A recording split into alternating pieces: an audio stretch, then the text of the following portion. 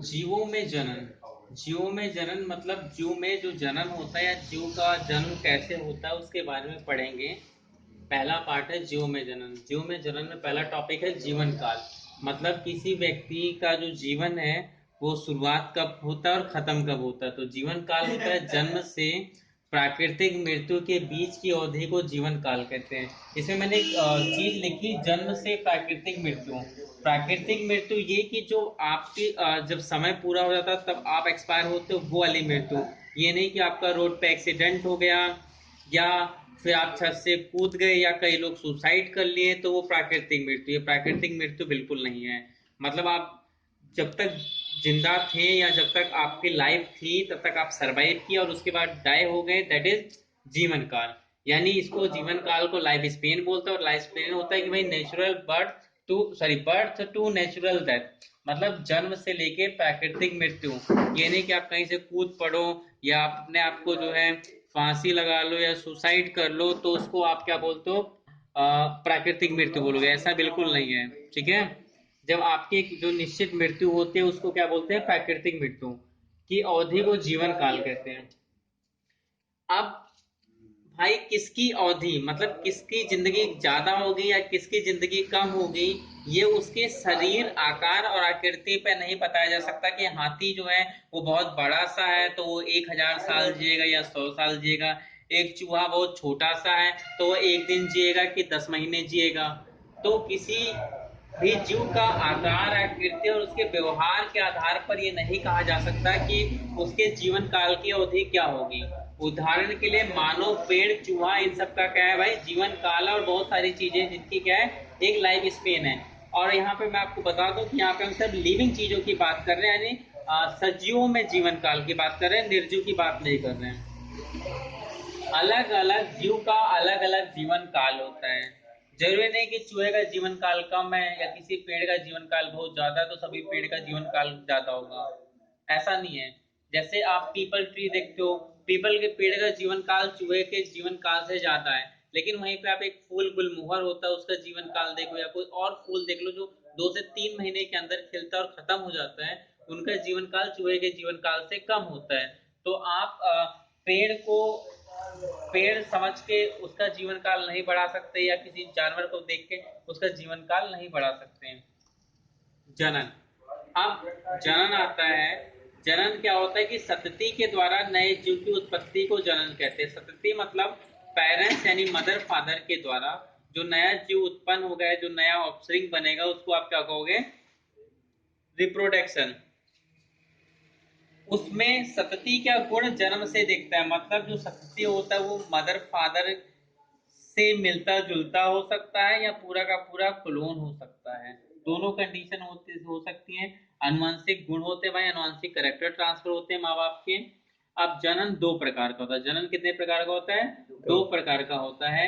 एक होता है लैंगिक जनन, एक होता है अलैंगिक जनन। जो लैंगिक जनन होता है उसमें सतती विपरीत लिंग के होते हैं, यानी मदर फादर यानी मेल और एक फीमेल होते हैं उसमें पार्टनर बनते हैं। और अलैंगिक जनन के अंदर क्या होता है कि एक ही संतति है या एक ही व्यक्ति है और उसी के अंदर क्या है, दोनों क्वालिटी मौजूद है।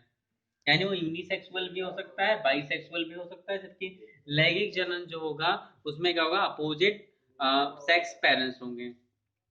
लैंगिक जनन, लैंगिक जनन के अंदर क्या होगा कि संतति भाई विपरीत लिंग के भाग लेते हैं।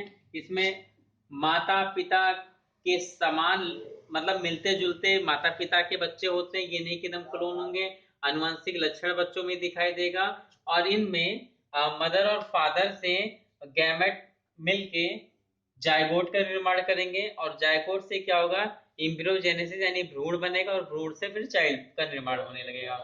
इनका गेस्टेशन पीरियड यानी जो मदर के पेट में बच्चा है उसका कुछ अवधि होता है कितने समय तक रहेगा और उसके अंदर बच्चा क्या होगा, सुरक्षित रहेगा। उसके अंदर बच्चा क्या करेगा, सुरक्षित रहेगा ताकि बच्चे को दिक्कत ना आए।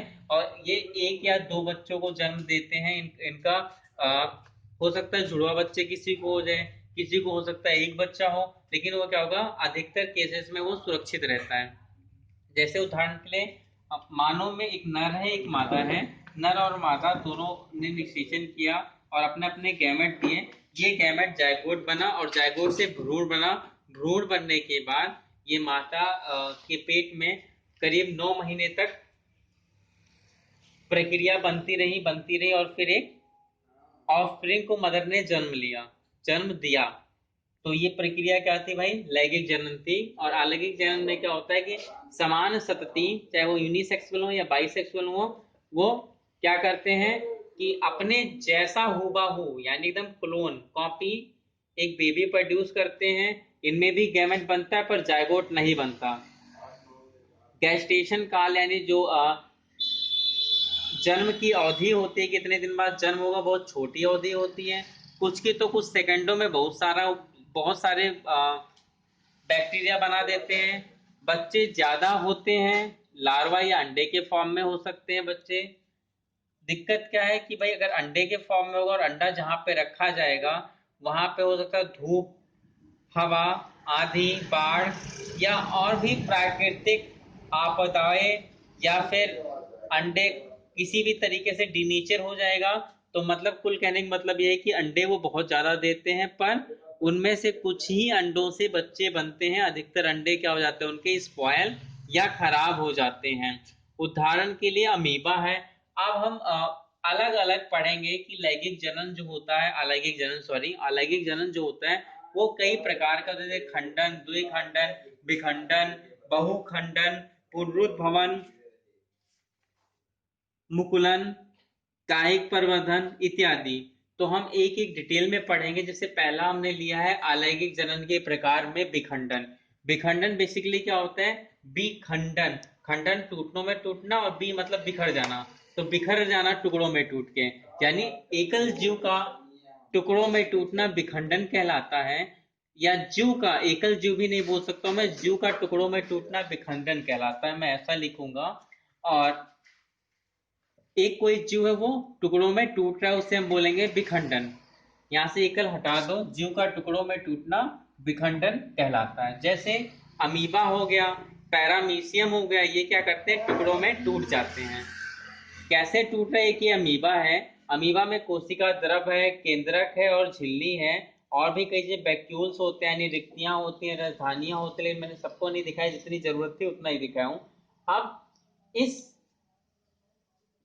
अमीबा में बदलाव हो रहा है कैरियोकाइनेसिस। कैरियोकाइनेसिस मतलब होता है कि उसमें क्या होता है, केंद्र का विभाजन या न्यूक्लियस का विभाजन या केंद्रिका का विभाजन। यहाँ पे देखो दो केंद्र स्प्लिट हो रहे हैं आपस में और जुड़े हुए हैं। धीरे धीरे क्या होता है, ये दोनों केंद्र बिल्कुल अलग हो जाते हैं और यहाँ से साइटोकाइनेसिस विभाजन होने लगता है। मतलब उसके अंदर जो कोशिका का विभाजन या कोशिका का जो द्रव था वो दोनों में बराबर बराबर या जितनी मात्रा में चाहिए था उतनी मात्रा में क्या होने लगता है, ट्रांसफर होने लगता है। ट्रांसफर होने के बाद दोनों के दोनों कोशिका विभाजन में क्या होता है, डिवीजन हो जाता है।